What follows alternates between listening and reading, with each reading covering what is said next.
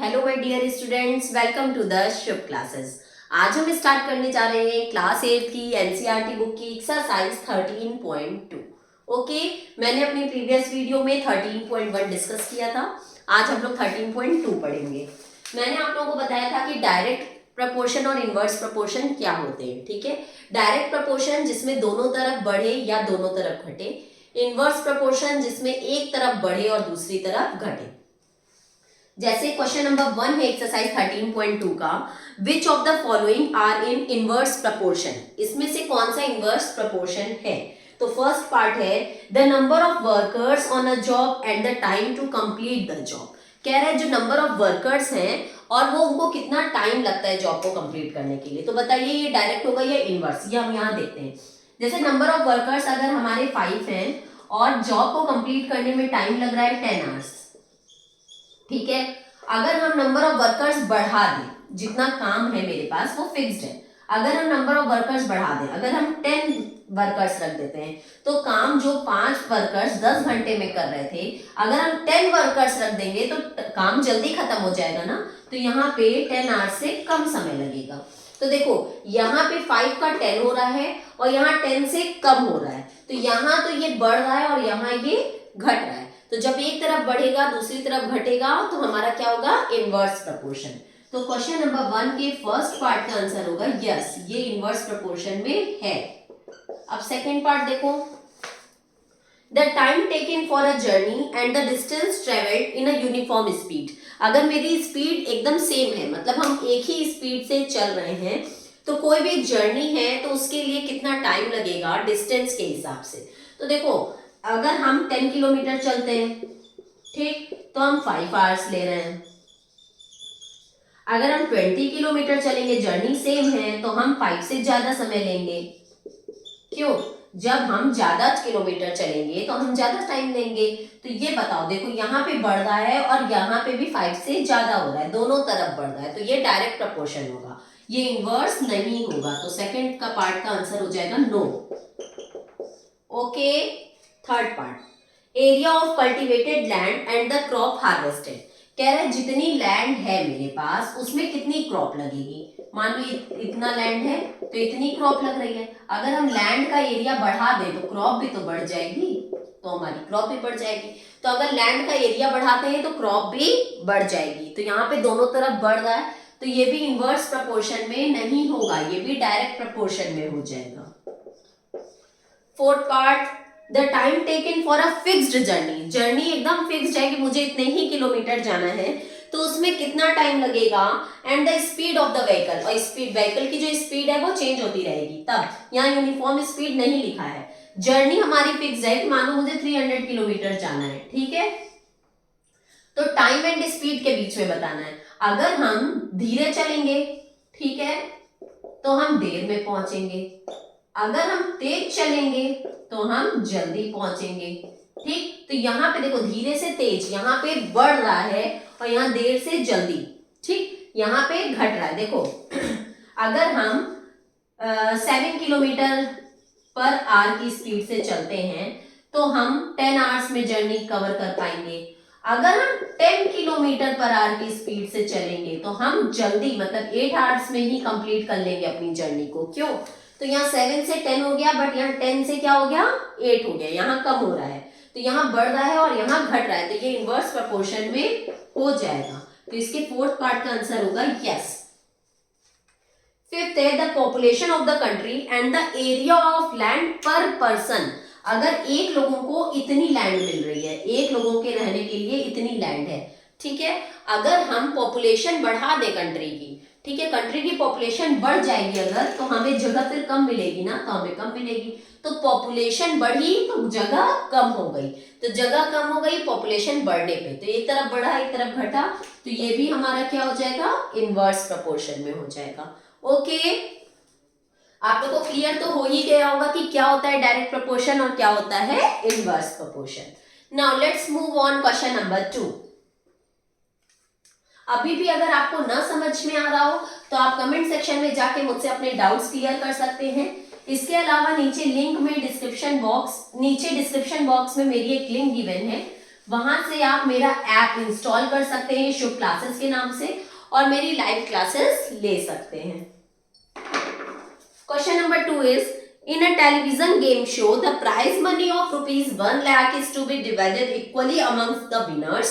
Complete the following table and find whether the prize money given to an individual winner is directly or inversely proportional to the number of winners. ठीक है, यहाँ पे कह रहे हैं 1 lakh prize money है जिसको डिस्ट्रीब्यूट किया गया है, तो हमें यहाँ पे बताना है कि जो हमारे अमाउंट निकलेंगे वो इनवर्स में है या डायरेक्ट में है। तो चलिए स्टार्ट करते हैं क्वेश्चन नंबर 2। देखो फर्स्ट पार्ट से ही क्लियर हो रहा है कि अगर नंबर ऑफ विनर 1 है तो उसको कितने रुपीस मिल रहे हैं 1 लाख। अगर नंबर ऑफ विनर्स 2 हो जा रहे हैं तो उनको कितने रुपीस मिल रहे हैं 50,000। तो 1 से 2 हुआ बट इधर 1 लाख से क्या हो गया 50,000 हो गया, तो उधर तो बढ़ा और इधर क्या हो रहा है कम हो रहा है, तो हमारा क्या हो जाएगा इनवर्स प्रपोर्शन। डायरेक्ट प्रपोर्शन में तो दोनों जगह बढ़ता, ठीक है, तो ये है तो इनवर्स प्रपोर्शन का क्वेश्चन। हम इसकी टेबल बना लें, number of winners and price, ठीक है, 1 2 3 4 1 2 4 5 8 10 20 1 2 4 5 8 10 20 इतने का निकालना है। 1 2 4 5 8 10 20 इसको दिया है 1 लाख रुपीस और इसको दिया है 50,000। ओके, अब हम ये टेबल कंप्लीट हो गई है, अब इससे हम बाकी का निकालते हैं।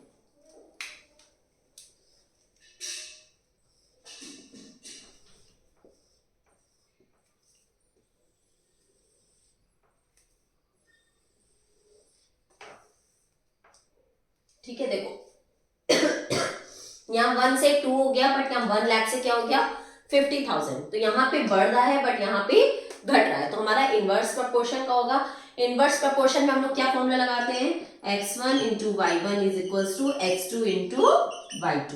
ओके, मतलब x1 इंटू y1 विनर्स हो गए x, प्राइस हो गया y, तो x1 into y1 1 into 1 lakh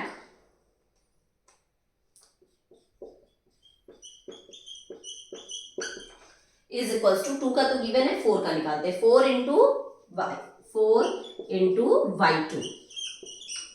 okay, तो देखो ये मल्टीप्लाई में इधर आएगा तो किसमें हो जाएगा डिवाइड में, तो 1 लाख 1 जा 1 lakh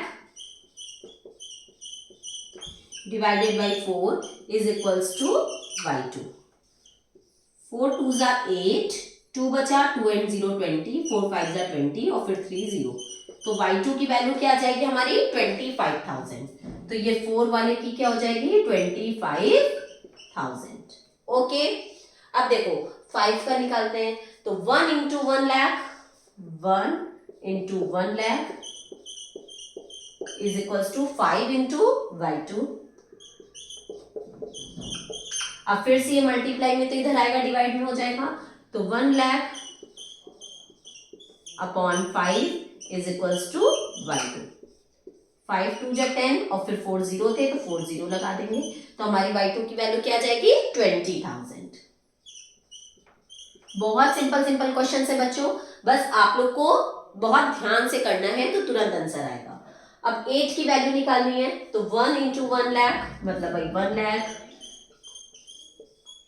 is equals to 8 into y2। Okay, अब ये मल्टीप्लाई में इधर आएगा तो डिवाइड में हो जाएगा, तो 1 lakh upon 8 is equals to y2।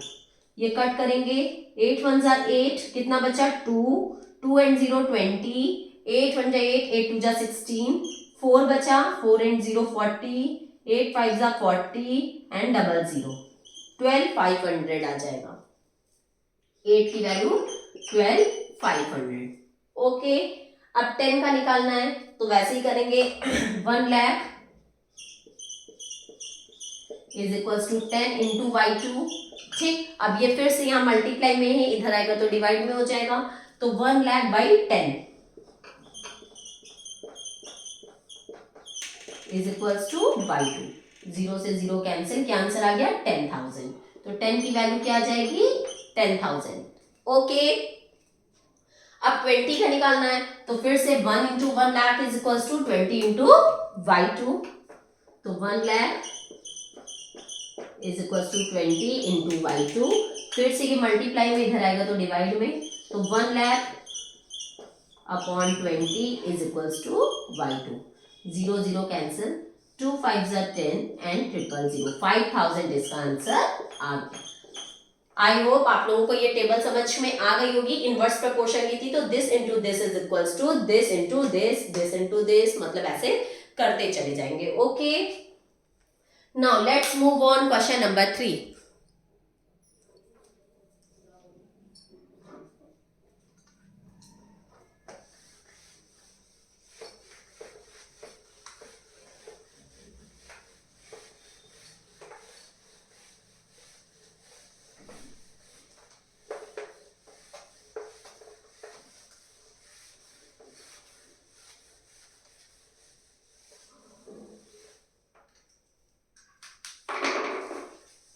In question number 3, Rahman is making a wheel using spokes. He wants to fix equal spokes in such a way that the angles between one pair of consecutive spokes are equal. Help him by completing the following table. Okay, चलो number of spokes given है और angles दिए हैं कि उनके बीच में कितने का एंगल बन रहा है। तो question number 3, number of spokes और एंगल्स। ठीक, स्पोक्स है 4 6 8 10 12, 4 6 8 10 12 और उनके बीच में एंगल बन रहा है 90 60 और बाकी का हमें निकालना है। तो ये बताओ आप कि देखो जब 4 स्पोक्स थी, जब हमारी 4 स्पोक्स थी तो एंगल कितना बन रहा था 90 डिग्री। जब 6 स्पोक्स हो गई तो एंगल क्या हो गया, कम हो गया। तो यहाँ पे तो बढ़ा और यहाँ पे क्या हो गया, घट गया। तो इनवर्स प्रपोर्शन होगा। ओके, अगर यहाँ 4 का 90 और यहाँ 6 का उससे ज्यादा हो जाता तो यहाँ भी बढ़ रहा होता और यहाँ भी बढ़ रहा होता, तब तो हमारा डायरेक्ट प्रपोर्शन हो जाता। बट यहाँ पे बढ़ रहा है और यहाँ पे घट रहा है, तो ये हमारा इनवर्स प्रपोर्शन होगा। तो इनवर्स प्रपोर्शन का फॉर्मूला होता है x1 into y1 that is 4 into 90 is equals to x2 into y2, तो 8 इंटू y2। ओके, ये तो हमें गिवन ही है इसलिए हम इससे निकाल ले रहे हैं। आप चाहो तो इससे भी निकाल सकते हो, यहाँ हमने 4 इंटू 90 लिखा है, आप चाहो तो 6 इंटू 60 भी लिख सकते थे। ओके, जिसकी वैल्यू गिवन है हम वही लिखेंगे, 8 इंटू y2, तो 4 इंटू 90, अब ये मल्टीप्लाई में ना 8 इधर आएगा तो डिवाइड में हो जाएगा, upon 8 is equals to y2। 4 1 जा 4, 4 2 जा 8, 2 1 जा 2, 2 4 जा 8, 1 बचा 1 एंड 0 10, 2 5 जा 10, तो y2 की वैल्यू क्या आ गई 45। 8 वाले में y2 की वैल्यू क्या आ जाएगी 45।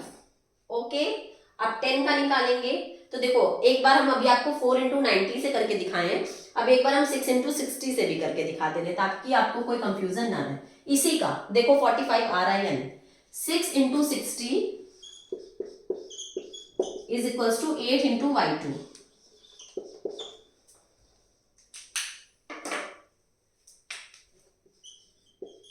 ये मल्टीप्लाई में इधर आएगा डिवाइड में, 6 into 60 upon 8 is equals to y2।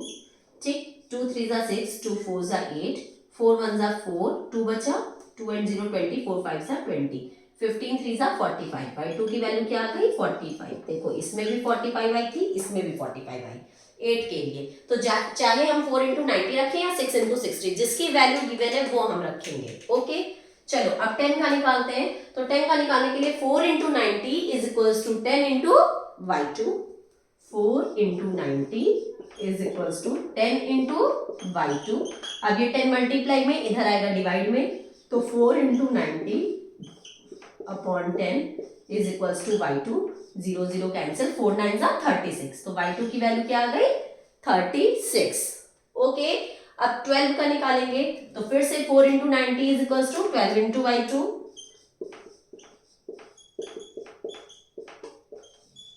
अब फिर ये मल्टीप्लाई में तो इधर आएगा डिवाइड में हो जाएगा, 4 1 जा 4, 4 3 जा 12, 3 1 जा 3, 3 3 जा 9 एंड 0। तो y2 की वैल्यू क्या आ जाएगी? 30। Any problem? नो। देखो हमने सिर्फ this into this is equals to this into this कर दिया, this into this and this into this, और हमारा आंसर आता चला गया। ओके, फिर इसके पार्ट्स भी गिवन है क्वेश्चन नंबर 3 के, फर्स्ट सेकेंड थर्ड पार्ट्स। देखें वो क्या कहते हैं। पहले तो मैंने अपनी टेबल फिल कर ली, अब आगे देखें क्या कहता है।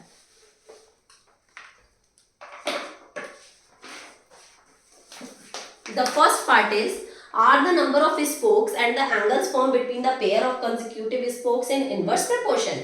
क्या inverse proportion में है? तो yes, ये हमने आपको पहले ही बताया था कि यहाँ बढ़ रहा है और यहाँ पे घट रहा है, इसलिए ये inverse proportion, सॉरी यहाँ पे बढ़ रहा है और यहाँ पे घट रहा है, तो इसलिए ये inverse proportion में होगा। Second है, calculate the angle between a pair of consecutive spokes on a wheel with 15 spokes। कह रहा है जैसे ये 4 6 8 10 12 का निकाल लिए, अगर 15 स्पोक्स होती तो एंगल्स कितने बनते, तो वो भी हम निकाल ले रहे हैं 15 स्पोक्स का। मान लो ये यहां हमसे 15 स्पोक्स का भी पूछ रहा है, तो 4 into 90 is equals to 15 into 1 okay, अब ये मल्टीप्लाई में इधर आएगा तो डिवाइड में हो जाएगा, तो 4 into 90 upon 15 is equals to 1/2। 15 6 90, 4 6 24 is equals to 1/2। That means अगर 15 स्पोक्स होंगी तो वैल्यू क्या होगी? 24। Okay,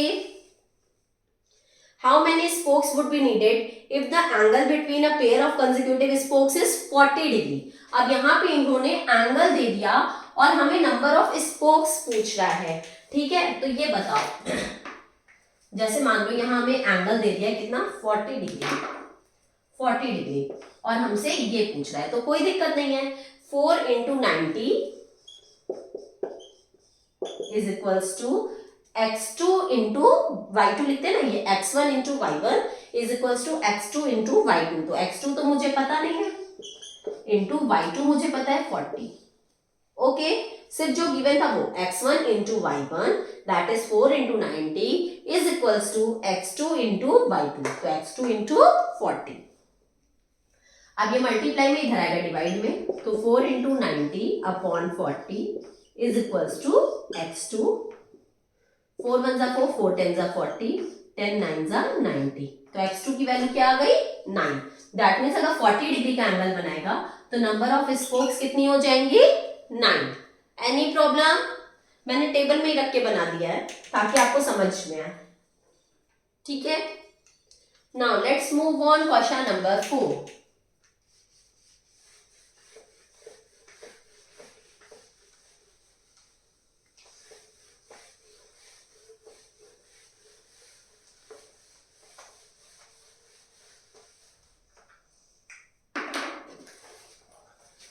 If a box of sweets is divided among 24 children, they will get 5 sweets each. अगर हम किसी बॉक्स में स्वीट्स हैं 24 चिल्ड्रंस में हमें डिवाइड करनी है तो हर एक बच्चे को 5 स्वीट्स मिलती हैं, ठीक। How many would each get if the number of children is reduced by 4? अगर हम नंबर ऑफ चिल्ड्रन को 4 कम कर दें, देखो यहाँ पे देखो क्वेश्चन नंबर 4, ये है चिल्ड्रन, ये है नंबर ऑफ स्वीट्स। ओके, अगर हम 24 चिल्ड्रन में स्वीट्स को डिवाइड करते हैं तो हर एक बच्चे को 5 स्वीट्स मिलती हैं, और कह रहा है अगर हम बच्चे कम कर दें, कितने? 4, मतलब 24 थे 4 कम कर दिए, मतलब 20 स्टूडेंट्स कर दें, तो स्वीट्स ज्यादा मिलेंगी कि कम मिलेंगी? सीधी सी बात है, जब बच्चे ज्यादा थे तो हमें 5 मिल रही थी, जब हमने बच्चे कम कर दिए और स्वीट्स उतनी है तो हमें ज्यादा मिलेगी ना।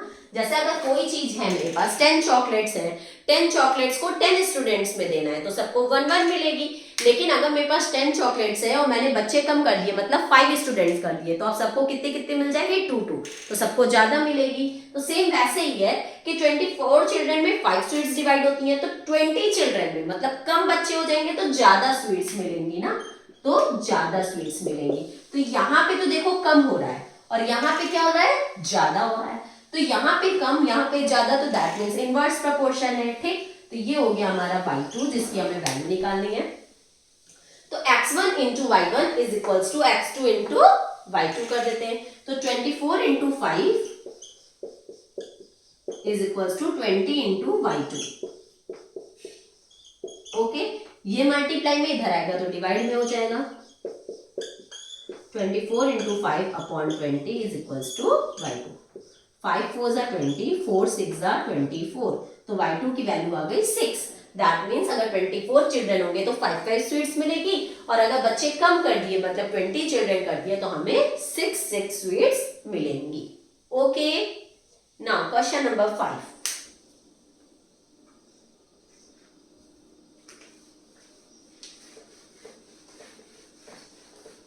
डायरेक्ट प्रोपोर्शन में डिवाइड होता है, इनवर्स प्रोपोर्शन में मल्टीप्लाई। डायरेक्ट प्रोपोर्शन में x1 upon y1 is equals to x2 upon y2, और इनवर्स प्रोपोर्शन में x1 into y1 is equals to x2 into y2। Question number 5। In question number 5, a farmer has enough food to feed 20 animals in his cattle for 6 days. मतलब एक farmer है, उसके पास इतना food है कि वो 20 animals को 6 डेज तक खिला सकता है। How long would the food last if there were 10 more animals in his cattle. अगर उसके कैटल में 10 और एनिमल्स जुड़ गए, मतलब 20 थे 30 हो गए, तो ये बताओ। देखो ये एनिमल्स है और ये डेज है, ठीक है। 20 एनिमल्स थे तो वो खाना 10 दिन तक खिला सकता था। 10 दिन तक नहीं, 6 डेज तक। 20 एनिमल्स थे तो वो 6 डेज तक खिला रहा था, और अगर 10 और बढ़ गए मतलब 30 हो गए तो खाना तो फिर जल्दी खत्म हो जाएगा ना। तो जब जल्दी खत्म हो जाएगा तो देखो यहाँ पे तो बढ़ रहा है लेकिन यहाँ पे डेज कम हो जाएगा, तो यहाँ पे बढ़ रहा है यहाँ पे घट रहा है, तो इनवर्स प्रोपोर्शन हुआ। हम y2 की वैल्यू निकालेंगे और इनवर्स प्रोपोर्शन में क्या करते हैं, x1 into y1 is equals to x2 into y2। तो 20 into 6 is equals to 30 into y2। Okay, यहाँ मल्टीप्लाई में इधर आएगा डिवाइड में, तो 20 into 6 upon 30 is equals to y2। 6 1 जा 6, 6 5 जा 30, 5 1 जा 5, 5 4 जा 20, तो y2 की वैल्यू क्या आ गई 4। मतलब अगर 30 एनिमल्स को वो खाना खिलाएगा तो खाना उसका 4 डेज में फिनिश हो जाएगा। Okay, now question number 6।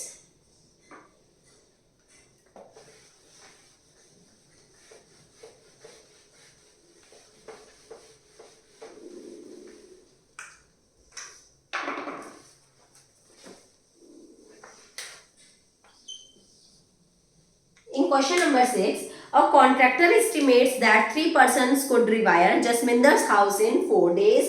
If he uses 4 persons instead of 3, how long should they take to complete the job? ठीक है, तो पर्सन्स एंड डेज की बात कर रहा है कि अगर 3 पर्सन मिलके काम करते हैं तो 4 डेज लगता है।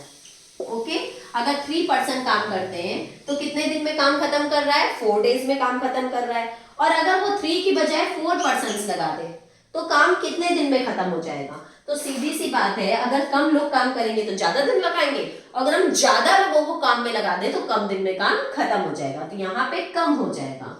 क्यों, 3 पर्सन 4 डेज में काम खत्म कर रहे हैं तो 4 पर्सन इससे कम दिन लेंगे, तो यहाँ पे बढ़ रहा है और यहाँ पे घट रहा है, तो ये हमारा हो गया इनवर्स प्रोपोर्शन। तो 3 into 4 is equals to x1 into y1 is equals to x2 into y2। Any problem? अब ये मल्टीप्लाई में था, इधर आएगा डिवाइड में हो जाएगा, तो 3 into 4 upon 4 is equals to y2। 4 4 cancel, तो y2 की वैल्यू आ गई 3, मतलब कि वो 3 डेज में काम खत्म कर लेगा। अगर 4 पर्सन काम करेंगे तो 3 डेज में काम खत्म हो जाएगा। Okay, next question number 7।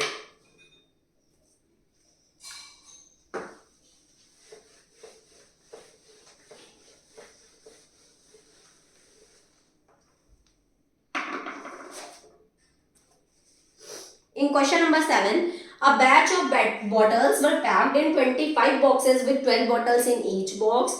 If the same batch is packed using 20 bottles in each box, how many boxes would be filled? Field. कह रहा है अगर 25 बॉक्सेस हैं और हर एक बॉक्स में 12 बॉटल्स रखी गई हैं, अगर हम हर बॉक्स में 20 बॉटल्स रखते हैं तो कितने बॉक्स लगेंगे। ठीक है, अगर हम हर बॉक्स में 12 बॉटल्स रखते हैं तो 25 बॉक्सेस लगते हैं। ध्यान देना,